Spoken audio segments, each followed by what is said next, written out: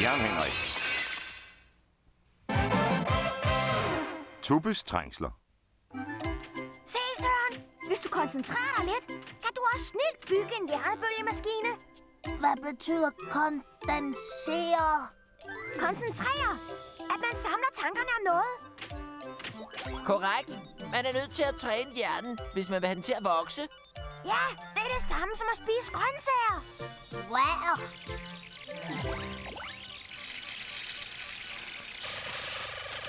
Væk, Tubbe! Flyt dig nu lidt! Hvad skete der? Hjernebølgeoverførermodulet blev åbenbart aktiveret.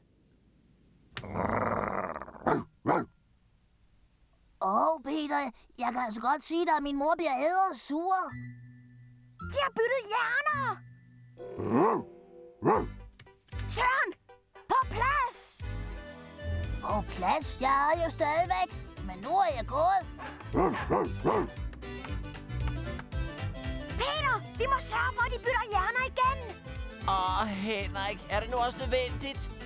Ja, det kan du tro. Jeg vil have en hund, der gør. Og Sørens mor vil gerne have en Søren, der taler. Jeg går ind og sladrer til min mor. Tubbe er løbet ind i herr Olsens have. Prøv om du kunne lokke ham ned i din kælder. Jeps! Nu håber jeg, Søren kan lide kødben. Her, Tubbe. Jeg har taget lidt mundgodt med til dig. Se, det er din livret. Et godt tykkeben. Byt med det. Men det er utroligt. Lad os gå hen til Peter. Så kan jeg nok finde en hamburger til dig på vejen. Jeg ved, hvorfor jeg har lyst til at grave efter kødben. Hvad?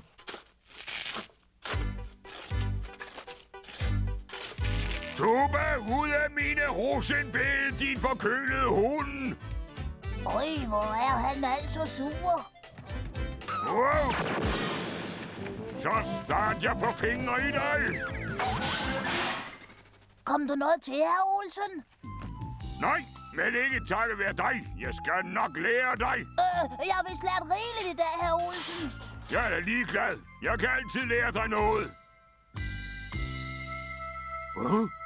Kan du tale? Selvfølgelig kan jeg det.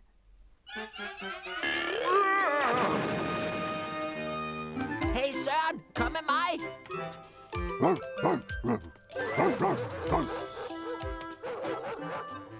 Kom så, Tubbe. Vi har ikke tid til at lege med dem nu. Kom nu, Søren. Herr Olsen er lige hælende på os. Peter, du er opdaget. Stands den hund. Hus ham så, venner.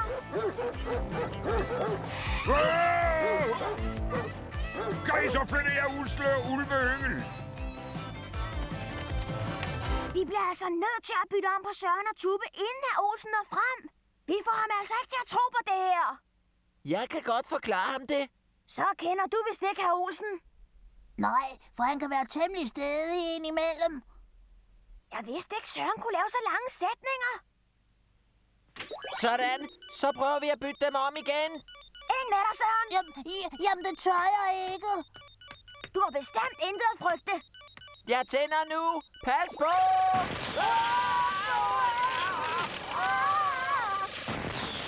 Jeg tør næsten ikke spørge om det. Men hvem er jeg nu, Tubbe? Søren, er det dig? Sig lige noget. Jeg føler mig en smule sløj. Det var sikkert de hundekiks, jeg spiste. Det er i hvert fald Søren. Henrik, hvor har du gemt din hund henne? Den er en trussel mod menneskeheden. Han er her hos os, herr Olsen. Men Tubbe er ikke farlig. Han er en rigtig rar hund. En rar hund? Han gravede mit rosenbed op igen. Hey! Stop så et køter! Hvad laver I dog?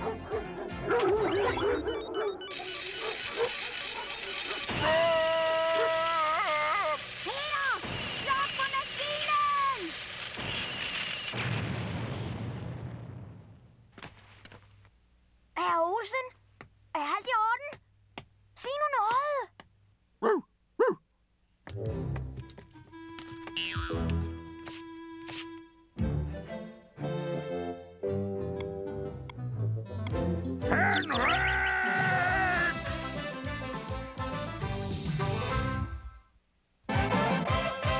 Professor Georg Glimmersen.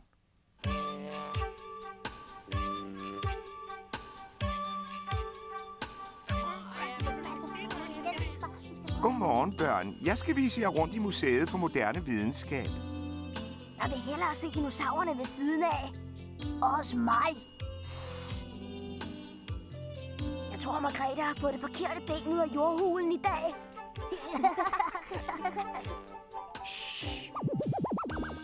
Jeg håber, I tager notater, for I kommer til at se nogle rigtig spændende ting.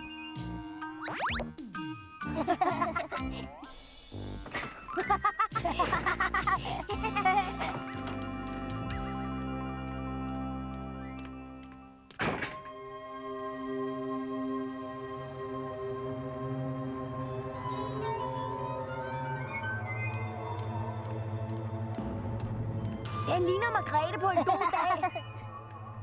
Den der kan jeg bedst lide. Den uddøde for 50 millioner år siden. Nøj. Sig mig, var herr Olsen født dengang? Ja. Ville det ikke være sejt at se ægte levende dinosaurer? Er du vanvittig? Jeg kan ikke engang lide skeletterne.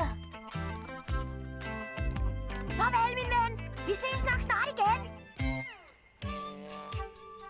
Det her er vores tidsmaskine, der næsten er ved at være færdig. Opfinderen, professor Georg Glimmersen, er her næsten for at vise jer, hvordan den næsten, men ikke helt virker. Det er min tidsmaskine, og den er meget tæt på med at lige ved at fungere, bortset fra den formel, der ikke lige vil fungere. Jeg kan nemlig ikke få regnet formelen for tidsrejse og omregningen rigtig ud, og det driver mig til vanvid. Ja, professoren har tilsyneladende travlt, så lad os gå videre. Jeg har det! Hør her! Hvis tidsmaskinen fungerer, kan vi rejse tilbage til forhistorisk tid og tage billeder af dinosaurer til vores projekt. Jeg har et langt bedre forslag. Nu rejser vi tilbage til forhistorisk tid og bruger din hjerneskal til at fange forhistoriske fisk i.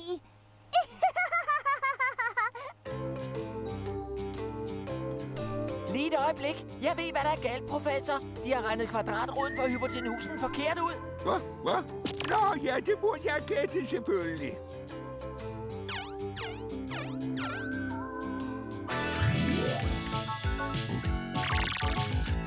Jeg skal bare lige få rettet på ting. Sådan, færdig. Jeg er så for gang i bytten.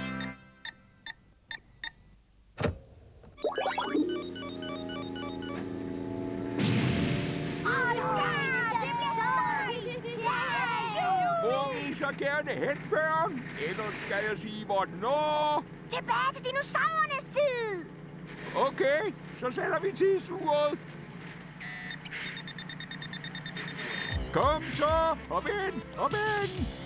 Nej! I får ikke mig ind i en tosset maskine med den der gakkede professor.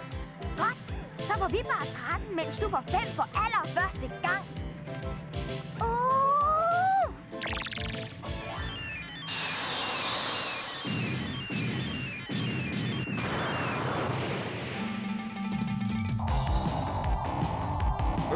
Hej, hvor det går!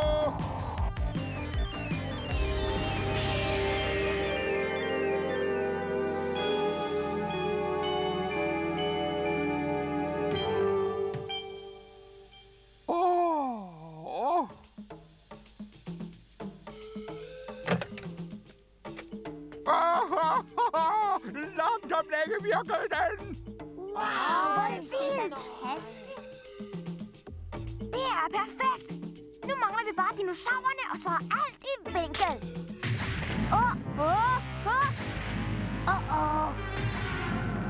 Nu kommer den, og den æder os med garanti.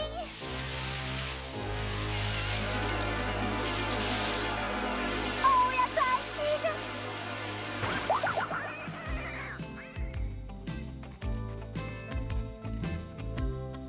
Han må være søn af en brontosaurus.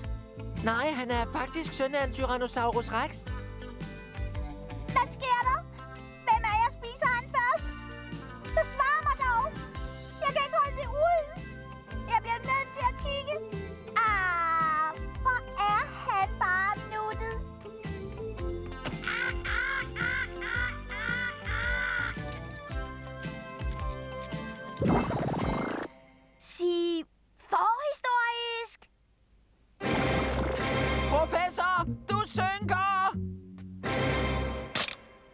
Professor, kom ud af tidsmaskinen! Hvad? Det er forhistorisk kviksand. Skynd dig!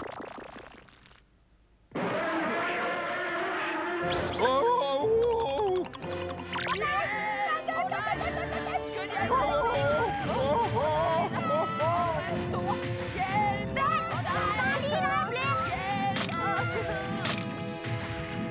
Hvad i alverden laver du?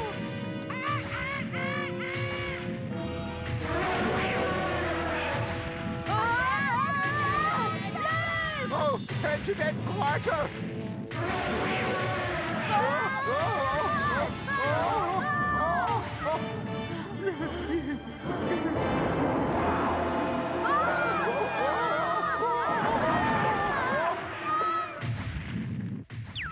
Den har vi skidt op. Hej med dig. Det ser ud til, at Henrik har fået...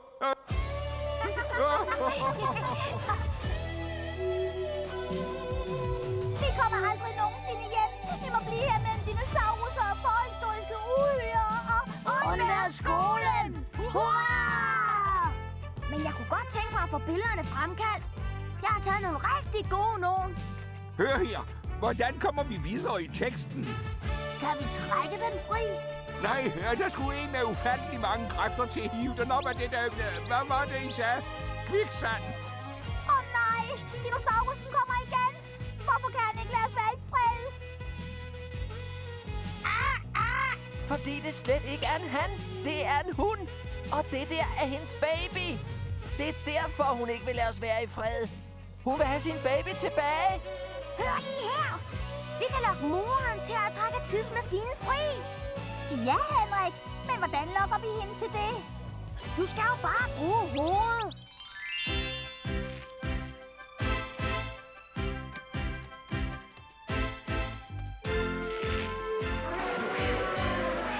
Hun har fundet os.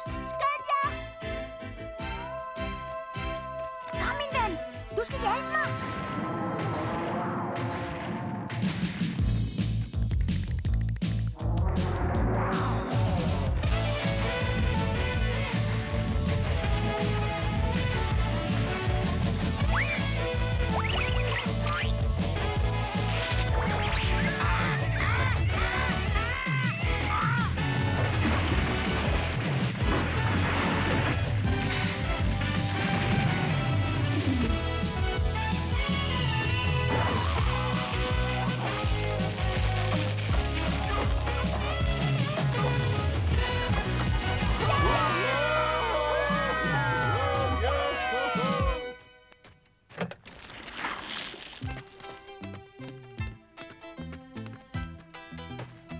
Se, Margrethe. Den her orm kan være dig om små 50 millioner år. Du er simpelthen for ulækker. I ligner ellers hinanden ret meget. Og nu skal vi hjem til vores lysende fremtid.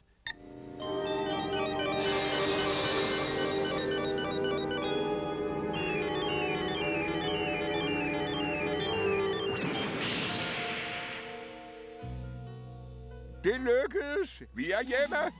Hurra! Hvor er jeg glad. Du må hellere køre hen og få den vasket, professor. Nej, aldrig i livet. Det der møg og mudder er jo videnskabeligt bevismateriale. Det skal jeg huske at sige næste gang min mor plager mig om at gå i brusbad. Farvel, professor! Farvel! Farvel, Henrik. Farvel, unger. Det her skal nok give os 13. Ægte billeder af ægte dinosaurer. Det er sørme flot, Henrik. Du har ikke fået taget så meget som et billede af en eneste dinosaurus. Nej, jeg har det mindst et uhyggeligt billede. Her! Ej, du godeste! Ej, din Henrik!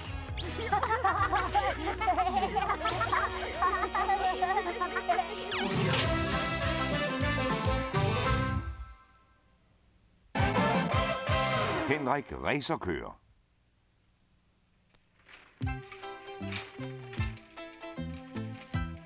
Og det er Henrik, der kommer først over målstregen.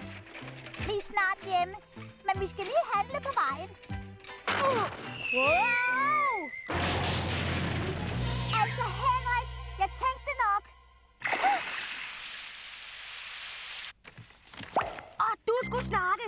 skulle have set dig fra i stedet for at sludre med den der dumme dukke. Ja, du taler da altid med din latterlige hund. Indrøm det dog. Drenge kører meget bedre end piger. Sådan er det. Ja, så? Så lad os køre om kap og få det afgjort. På hvad? Se dog lige vores cykler. Jeg har det. Vi kører bare om kap i sæbekassebiler. Godt, det er en aftale. Vi kører 1:00 fra toppen af byens højeste bakke. Og givet den bedste kvinde må vinde. Hvad sådan laver du, Henrik? Jeg hiver bare den her kæld ned. For jeg skal nemlig bygge verdens hurtigste sæbekassebil. Vil du ikke være med? Jo, må ikke. Så lad os komme i gang.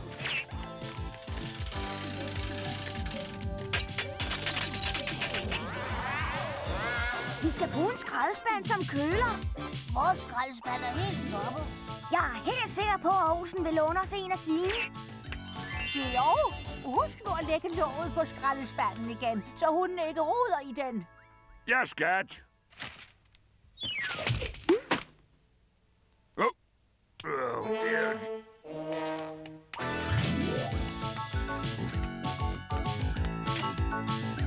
Nu mangler vi bare at sætte ret på den. Og jeg ved lige, hvor vi kan få fat i et. Margrethe, nu banker der. Ikke nu, Tube, men du skal nok få skålen senere. Jeg vidste det. De er nogle kyllinger. Gok, gok, gok. Hvad? Hvad? Vaskemiddelskasser. Du sagde jo selv, at det var et sæbekasseløb. Ja, man skal altså ikke lave bilerne af sæbekasser. Nå, men det gjorde vi. Ej, de er da bare misundelige, fordi deres dumme bil ligner en rullende losseplads. Vi får se, kloge tøser. Her har vi racerbanen. For at holde os fri af trafikken, starter vi her ved det gamle savværk. Kører forbi parken, kører hen til iskiosken, og så er der mål hen ved Olsens hus. Ja, lad os bare få det overstået, så min mor kan få sæbekasserne tilbage. Hun mangler nemlig at vaske noget. Er der noget i dem? For meget. Ha! Vi får se, hvor morsomt det er, når vi vinder. Præcis. Når rådhusuret begynder at slå, går løbet i gang.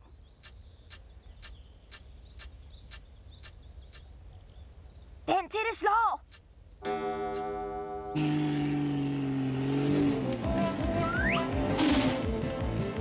Henrik, vent på mig. Hop ind, Søren. Jeg sagde jo, det var ren barnemad. Pas på. Hov, det må de altså ikke. Nej, det må de altså ikke.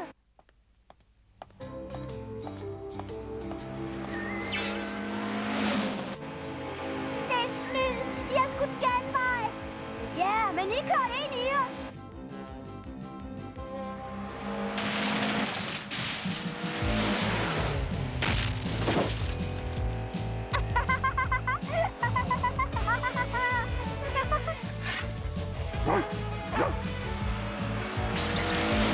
Kom væk, Tube. Vi fører altså. Hey, kom tilbage på vores ret. Hvordan skal vi nu kunne styre, Henrik? Har du nogle gode forslag? Juhu! Vejarbejde forud.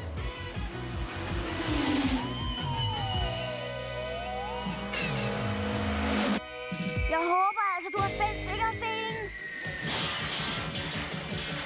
Det er ligesom vinteren. Ikke, Søren? Nej! Ja! Ja!